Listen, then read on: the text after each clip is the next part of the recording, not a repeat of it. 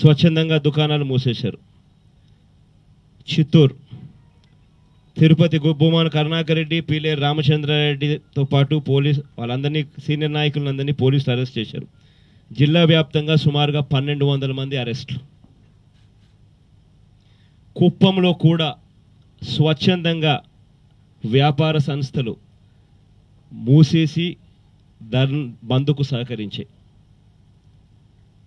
ప్రత్యేక హోదా కావాలన్న నినాదం చివరికి కుప్పంలో వినపడతా ఉన్నా కూడా చంద్రబాబు నాయుడు గారికి వినిపించడం లేదు.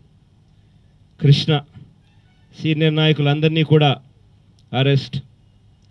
తెల్లవారుజామున 5 గంటలకే వైఎస్ఆర్సీపీ నేత పార్థసారథి, మల్లాది విష్ణు, యలమంచిలి రవి, బాబుకుమార్, రాధా, కార్పొరేటర్లు అందరినీ కూడా పోలీసులు బస్టాండ్ దగ్గర పోలీసులతో వాగ్వివాదం, అరెస్టులు. కృష్ణా జిల్లాలో దాదాపుగా 600 మంది పైగానే అరెస్టులు. గుంటూరు సీనియర్ నాయకులందరినీ కూడా అరెస్ట్. 1100 మందిని అరెస్ట్ గుంటూరు జిల్లా. అయినా కృష్ణా గుంటూరు జిల్లాలలో మందు విజయవంతమైందని, స్వచ్ఛందంగా విద్యా సంస్థలు బందులు పాటించాయని,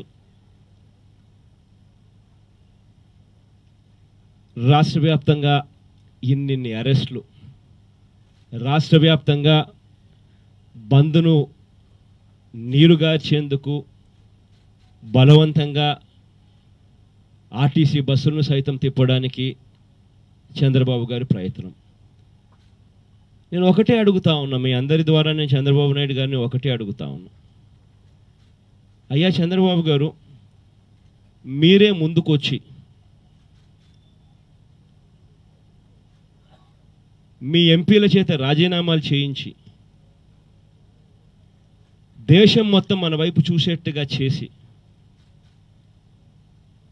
మీరే బంద్లో పాల్గొనాల్సిన పరిస్థితుల్లో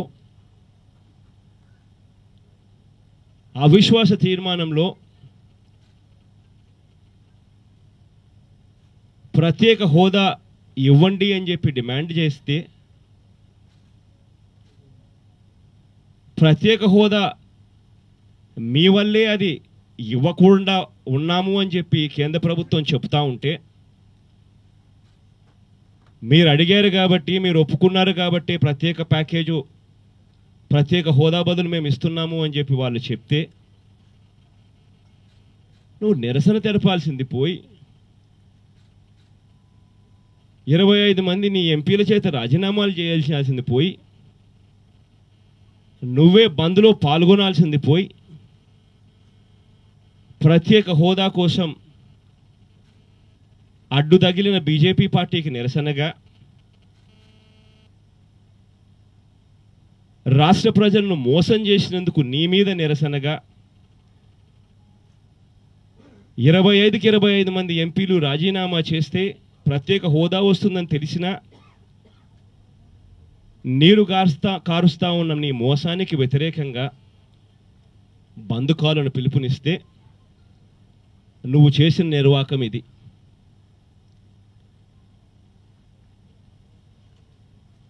వెస్ట్ గోదావరి జిల్లాలో దుర్గాప్రసాద్ గుండెపోటుతో చనిపోయాడు. కారణం చంద్రబాబు నాయుడు గారు కాదా? ప్రత్యేక హోదా కావాలని చెప్పి ఒక స్వరం గట్టిగా వినిపిస్తే ఆ స్వరాన్ని